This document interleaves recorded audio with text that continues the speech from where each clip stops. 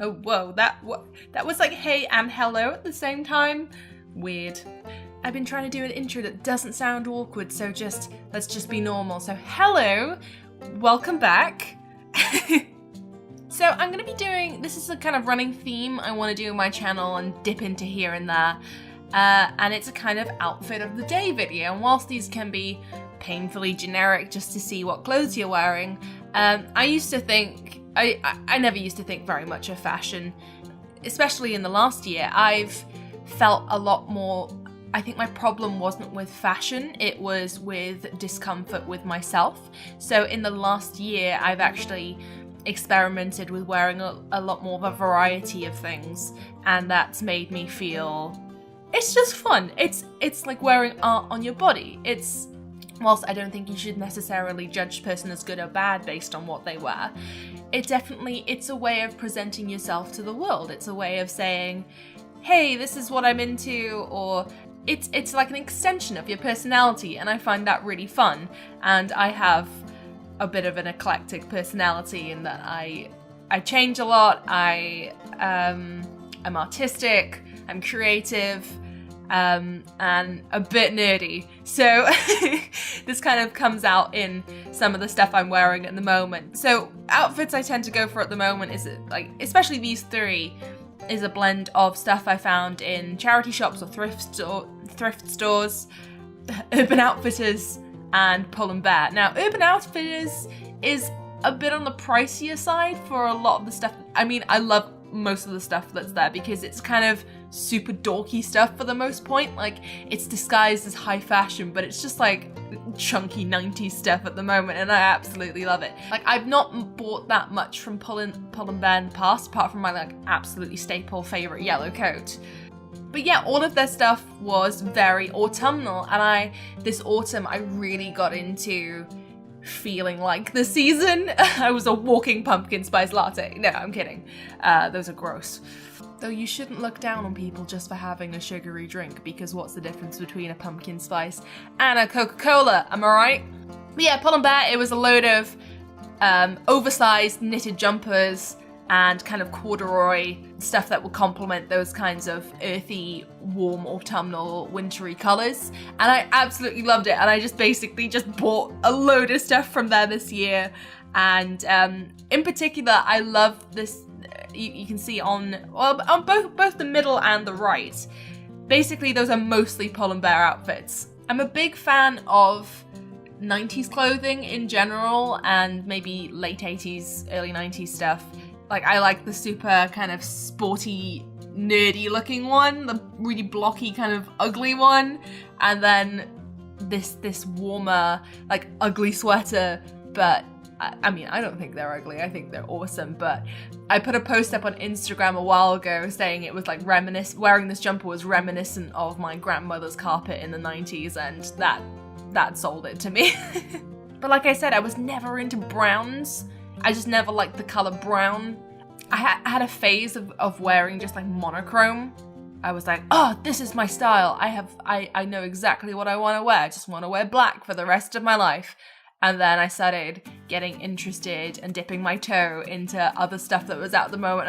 And then I realized quickly, like, actually, I like being a little bit more creative with what I'm wearing. Not to say you can't be creative with monochrome stuff. Of course you can. But I'm a weird person, and I kind of want to show that I'm a bit of a hipster, I'm arty, but also in the last, like I said earlier, I've become more confident in myself, and in doing so, I felt for the first time more comfortable wearing more feminine clothing. So I went through a phase of being really uncomfortable with who I was, and I just wanted to hide any aspects of my body.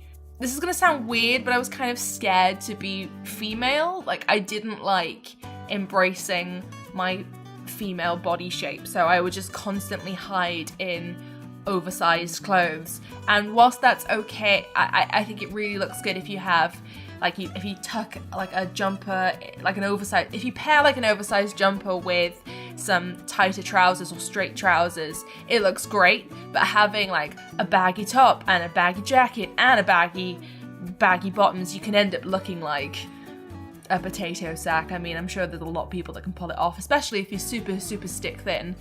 It wasn't so much that I've always been a bit of a tomboy anyway, and I have a tendency to be a little bit gender fluid with how I'm feeling. Like some days I'll wake up and feel really girly and I want to do some makeup and look pretty and cute. And then other days I feel like, nah, I just want to, I don't wear any makeup or wear very minimal, and I just want to rock it in a more masculine style, and I'm really comfortable in both, and that makes me really happy, because it's a shame that, like, I'm grateful in that aspect of being a lady, because, you know, you could go into the men's department and buy a flannel shirt that's from the guys' range and you wouldn't get looked at twice for wearing something like that. But it's a shame for guys that if they were shopping in buying something from a women's range, then that's still not frowned upon, but it's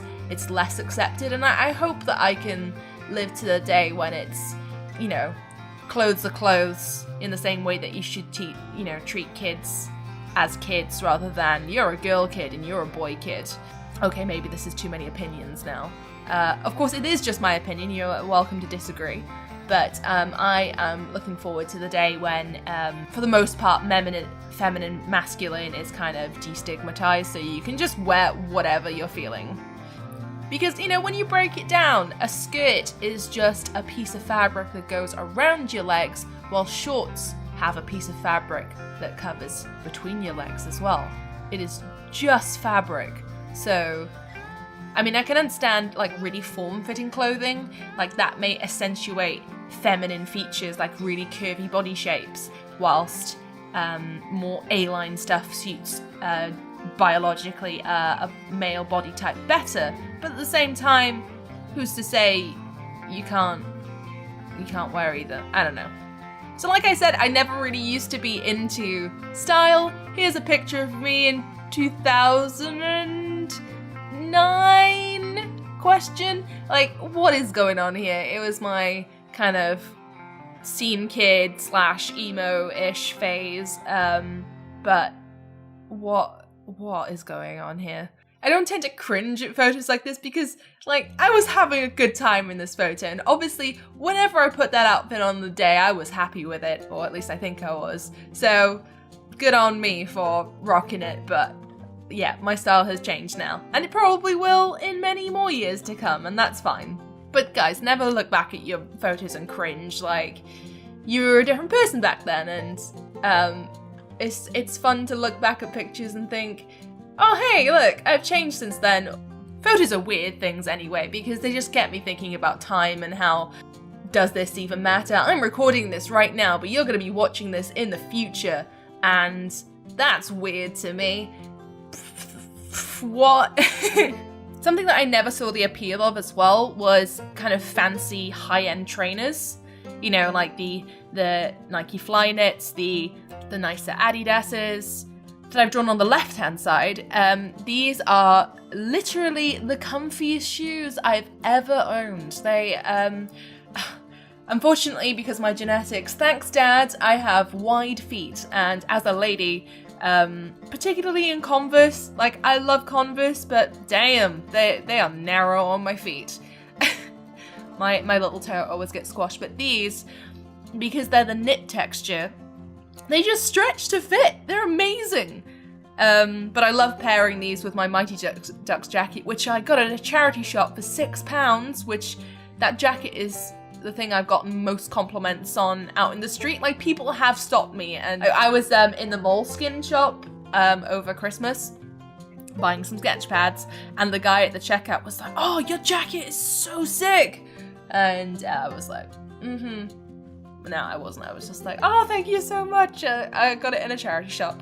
And then we proceeded to talk about my jacket for a few minutes, holding up the queue. Oh no, I'm one of those people. So another thing with drawing this is that this was challenging me to simplify designs down to the core feeling it's trying to get across, you know, because I could have spent hours detailing the jumper exactly like it looks, and it doesn't look spot on, but it conveys to you the basic idea of what it looks like. Same with the jumper in the middle one. Yeah, so it's fun to try and approach a very complicated pattern and try and simplify it down. So thank you for watching. Here's the finished drawings. You can go and see the full picture on either Twitter or Instagram. I promise I will live stream this stuff in future. It's just my hours are super weird at the moment because I'm working and doing YouTube stuff, and it's a bit busy right now, and I should really schedule myself some free time, but I gotta get my next animated video out. Oh, it's dragging on so much. But yeah, I hope you enjoyed hearing me ramble on. Don't know what you think about that, but that's me this winter. And I mean, winter isn't over yet. We've still got a few months to go. I love wearing thicker layers. I'm not a summer person by any means, so if I ever end up working in California, I'm probably going to die. I like my sweaters, okay? But yeah, I endeavor to do maybe a few more of these videos, maybe doing a spring one and then a summer one and stuff. It's kind of fun to document my style as well, not just in selfies, but to actually draw it down. Or if I just feel like I've got a pretty flamboyant outfit, then I might draw it on the odd occasion. Yeah, stay tuned for that in future. But thank you for watching. Subscribe to me and /or my main channel if you want to, and I'll see you in future. So have a great day, and I'll see you in the future. Woo!